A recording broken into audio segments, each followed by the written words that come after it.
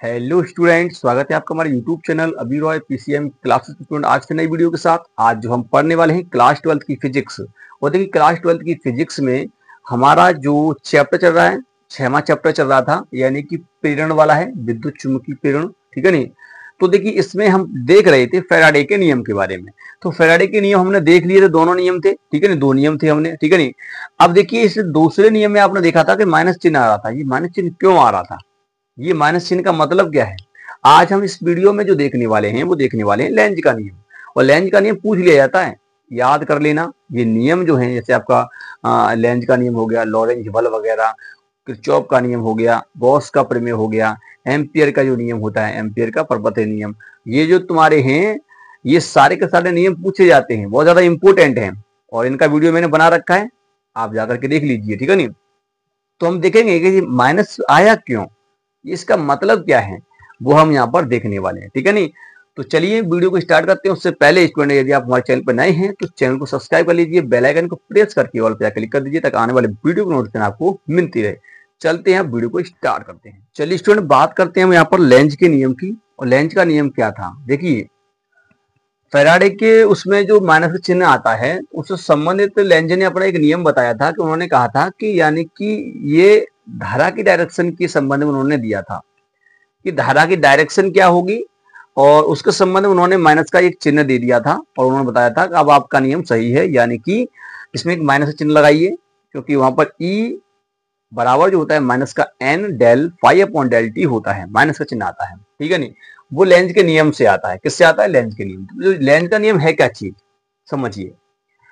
देखिए ये बताया गया था कि यानी कि जब हम किसी कुंडली के सापेक्ष गति कराते हैं चुंबक की, तो इसके जैसे हम इसके पास लेके आएंगे, इसको क्या लाएंगे, इसको इसके पास लेके आएंगे, इसके पास। ठीक है नहीं? जब इसके पास लेके आएंगे इसको, तो क्या होगा, इसके अंदर एक धारा उत्पन्न होगी। क्या उत्पन्न होगी? धारा उत्पन्न होगी। ये तो हमें पता है कि इसके अंदर धारा उत्पन्न होगी। क्यों होगी? क्योंकि इसमें फ्लक्स रेखाएं गुजरेंगी, तो उसके अंदर धारा उत्पन्न होगी। होगी ना होगी? क्योंकि यहाँ से बल रेखाएं जो होंगी, चुंबक की बल रेखाएं इसके अंदर से गुजरेंगी और फ्लक्स में परिवर्तन होगा, और यहाँ पर क्या होगा, धारा उत्पन्न हो जाएगी, यानी प्रेरित विद्युत वाहक उत्पन्न हो जाएगा। इस कुंडली है ये कोई एक। ठीक है नहीं?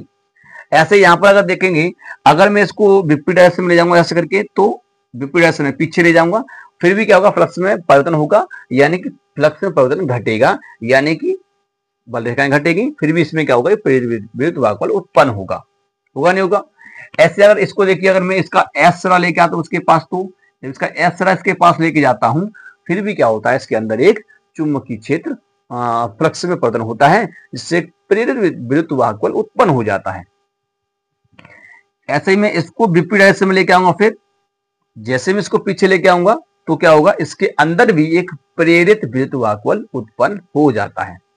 अब देखिए समझना है, ये तो हमने देख लिया कि यहाँ प्रेरित विद्युत वाहक उत्पन्न होता है, तो डायरेक्शन क्या होगी, तो समझिए लेंज ने एक नियम दिया था, ये बताया था कि जब हम एक कुंडली और चुंबक के मध्य सापेक्ष गति कराते हैं, तो उससे क्या होता है, फ्लक्स में परिवर्तन होता है, और फ्लक्स में परिवर्तन होने से एक प्रेरित विद्युत वाहक उत्पन्न होता है, जिसकी दिशा सदैव ऐसी होती है कि वह उस कारण का विरोध करती है जिससे वो स्वतः उत्पन्न हुई है। अब मान लीजिए यहाँ जो धारा उत्पन्न होगी वो इससे उत्पन्न हुई है, इससे उत्पन्न हुई है, चुंबक से तो उत्पन्न हुई है। लेंज का नियम कहता है जिससे धारा उत्पन्न होती है वो उसी का विरोध करती है। अब देखिए यहाँ में धारा उत्पन्न हो रही है जिसका विरोध करेगी। अब विरोध का मतलब ये है कि ये भी इस पे बल लगाएगी, लगाएगी ना लगाएगी, ये भी इस पे बल लगाएगी भाई। अब इसके कारण इसमें फ्लक्स में परिवर्तन हो रहा था, इससे क्या हुआ, एक प्रेरित विद्युत वाहक उत्पन्न हुआ। अब ये प्रेरित विद्युत वाहक इस पे बल लगा रहा है, तो आप एक बात बताइए, इस पर बल कब लगेगा? एस होगा तो भैया ये अपने आप खींच लेगा, एस को ये खींच लेगा ना अपने आप पास में है, परंतु ये इसका विरोध करेगा, ये कहेगा ये धारा कि अब ये पास ना आए। ये यहाँ धारा उत्पन्न जो होगी वो कहेगी कि ये चुंबक जो है इसके पास ना आए, तभी तो विरोध होगा, ऐसा तो नहीं खींच लेगा इसको, है ना? तो नहीं। तो लेंज का नियम भी कहता है कि जिससे धारा उत्पन्न होती है वो उसी का विरोध करती है। तो देखिए इसमें जो धारा उत्पन्न हो रही है, ये तो हमें पता है ना, जब इसके पास ले जाएंगे तो उसमें धारा उत्पन्न होगी। जो धारा उत्पन्न हुई है अब वो क्या करेगी, उसी का विरोध करेगी जिससे ये उत्पन्न हो रही है। तो इसका मतलब समझिए यहाँ विरोध करने के लिए क्या करना पड़ेगा, यहाँ एस तो होगा नहीं, यहाँ क्या होगा, एन होगा। यहाँ पर जो होगा एन होगा, और एन एन ही को प्रतिकर्षण करता है। एन एन को ही क्या कर सकता है, प्रतिकर्षण कर सकता है। यहाँ एन जो इसका होगा, ध्रुव होगा, एन पोल होगा, वो इसको ही क्या करेगा, प्रतिकर्षण करेगा। इसका मतलब यहाँ पर एस हो जाएगा, होगा नहीं होगा, ऑटोमेटिक होगा। तो अब यहाँ पर आप बताइए धारा की डायरेक्शन क्या होगी, धारा कैसे होगी, तो आप जानते हैं, इस प्रकार से देख लीजिए। ऐसे लीजिए, ये छल्ला है आपका ऐसे रखा था, ये ऐसे रखा था, ऐसे इसी प्रकार से रखा है। अब धारा, अब इस डायरेक्शन में क्या है, एन, और इसमें क्या है, एस।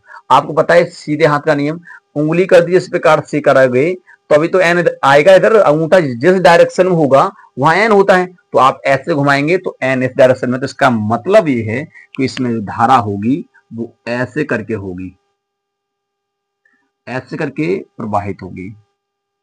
समझ में आ रहा है कि नहीं आ रहा है, ठीक है नहीं, क्लियर।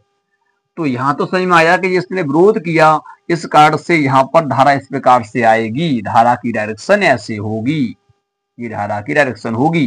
ये इसका विरोध कर रहा है, क्या करेगा, विरोध जब इसके पास ला रहे हैं। अब यहां देखिए इसको विपरीत ले जा रहे हैं हम, फिर भी तो ये विरोध करेगा। ये कहेगा जब इसको पास से दूर ले जा रहे हैं तो ये कहेगा अपनी तरफ खींचेगा, इसको अपनी तरफ खींचेगा, विरोध करेगा, क्योंकि तभी धारा उत्पन्न होगी इसमें। तो यहां पर क्या होगा बताइए, एन तो होगा नहीं, अब एस होगा, क्योंकि एस से खींचेगा, ये जा रहा है दूर परंतु ये खींचेगा अपनी तरफ, तो यहाँ क्या होगा, एन होगा। तो अब यहाँ डायरेक्शन क्या होगी, ठीक इसके विपरीत कर दीजिए, तो यहाँ डायरेक्शन होगी इस प्रकार से, क्लियर, ऐसे करके डायरेक्शन होगी। तो यहाँ पर धारा की डायरेक्शन इस प्रकार से होगी, ठीक है। यहाँ आप खुद देख रहे होंगे कि यहाँ धारा इसका विरोध कर रही है, जिससे उत्पन्न हो रही है उसी का विरोध कर रही है, यानी कि इसके विपरीत धारा उत्पन्न कर रही है ना। अलग से एक चुंबकीय क्षेत्र क्या कर दिया, इसने उत्पन्न कर दिया, और वो इसको क्या कर रहा है, प्रतिकर्षण कर रहा है। ये पास आ रहा है, वो उसका विरोध कर रही है, ठीक है नहीं, तो विरोध कर रही है यहाँ पर। अब यहाँ देखिए एस वाला सिस्टम है, अगर मैं इसको इसके पास लेके जाऊंगा तो आपको पता है ये इसका विरोध करेगा, यहाँ इसमें धारा उत्पन्न होगी, विरोध करेगी, तो यहाँ एस होगा, क्या होगा, एस, एस एस का ही विरोध कर सकता है, होगा नहीं होगा, तो यहाँ एन होगा। इसका मतलब ये है कि यहाँ धारा की डायरेक्शन क्या होगी, धारा की डायरेक्शन यहाँ से इस प्रकार से होगी, ऐसे ऐसे करके, क्लियर। इधर एन है तो एन से ऊपर तक ऐसे दूर ले जाऊंगा तो यहाँ एन हो जाएगा और यहाँ एस हो जाएगा, तो धारा की डायरेक्शन इसके विपरीत हो जाएगी अब इस प्रकार से, क्लियर, समझ में आ गया यहाँ तक। लेंज का नियम कोई ज्यादा कठिन नहीं है, सिंपल है, ठीक है, समझ में आ रहा है कि नहीं आ रहा। तो ये चीज है, आप देखिए यहाँ पर है ना, जैसे हम इसको पास लेके आ रहे हैं तो ये इसका विरोध कर रही है, जो धारा इसमें उत्पन्न हुई वही धारा इसका विरोध कर रही है। तो विरोध कैसे होगा, यहाँ एन, ये ध्रुव, इसका एन चुंबकीय क्षेत्र का जो है, सॉरी एन जो ध्रुव है उसको उत्पन्न करेगी, ये जो धारा है इसको यहाँ पर इस डायरेक्शन में, तभी तो एन एन का विरोध कर पाएगा। और यहाँ जब ये दूर जा रहा है तो ये खींचने की कोशिश करेगी, तभी तो यहाँ पर एस होगा, तभी तो ये खींच पाएगा यहाँ पर, है नहीं। और यहाँ पर देखिए एस को पास ला रहे हैं तो इसका मतलब धारा इसमें उत्पन्न हुई, फ्लक्स होगा इसमें, और इसके कारण क्या होगा, इसमें प्रेरित विद्युत वाहक उत्पन्न होगा। अब देखिए ये इसका विरोध करेगा, लेंज का नियम कहता है कि जो धारा उत्पन्न हुई है या प्रेरित विद्युत वाहक उत्पन्न हुआ है वो उसी का विरोध करता है, जिससे स्वतः उत्पन्न होता है। तो इससे तो ये उत्पन्न हुई है और ये जो धारा है इसी का विरोध करेगी, तो एस को एस से कहेगी भाग भाई यहाँ से, तो ये ऐसे जा रहा है पर ये इसको प्रतिकर्षण करेगा, क्लियर, ऐसे यहाँ पर करेगा, समझ में आया कि नहीं आया। तो लेंज का नियम क्या कह रहा है, लेंज का नियम कह रहा है, लेंज का नियम केवल डायरेक्शन को बता रहा है कि धारा कैसे होगी, और धारा की डायरेक्शन को बताने के लिए वहां माइनस चिन्ह आता है, और ये माइनस चिन्ह इसलिए आता है क्योंकि ये विरोध करता है, उस डायरेक्शन का विरोध करता है जिससे उत्पन्न हुआ है, इससे इस कारण का विरोध कर रहा है जिससे ये उत्पन्न हो रही है, इसलिए वहां पर एक चिन्ह आता है, माइनस का चिन्ह आता है।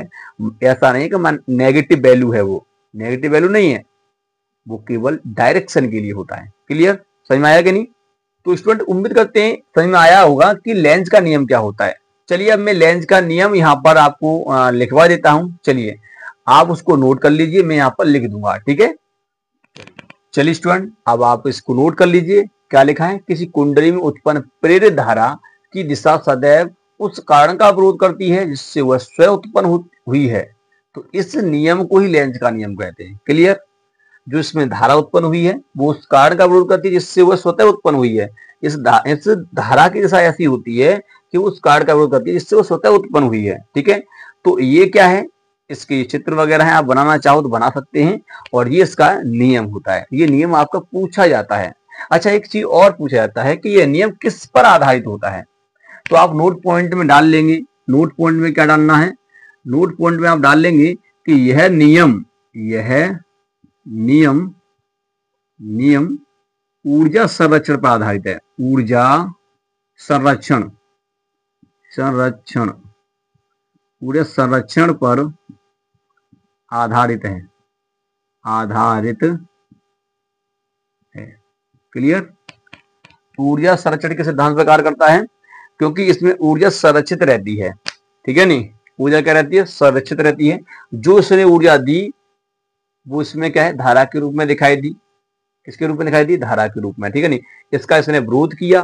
ठीक है नहीं, जो ऊर्जा इसने यहां से मिली उसका इसने विरोध करके यहाँ पर क्या हुआ, एक धारा उत्पन्न कर दी, विरोध है नहीं।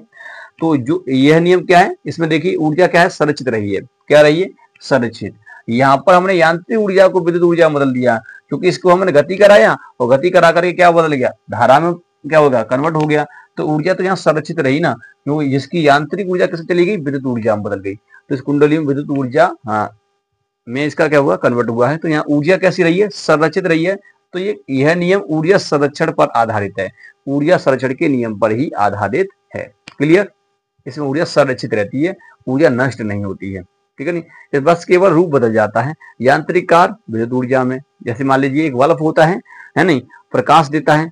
तो एक बल्ब विद्युत ऊर्जा है और विद्युत ऊर्जा क्या बना रही है, प्रकाश। तो प्रकाश ऊर्जा है ना, तो विद्युत का रूप बदल गया केवल, वो प्रकाश देने लगा, तो यानी प्रकाश ऊर्जा हो गया। ठीक है नहीं, परंतु ऊर्जा तो संरक्षित है ना, बस उसका दूसरा रूप वहां पर क्या हो गया, दिखाई दे रहा है। क्लियर। तो ये होता है आपका लेंज का नियम।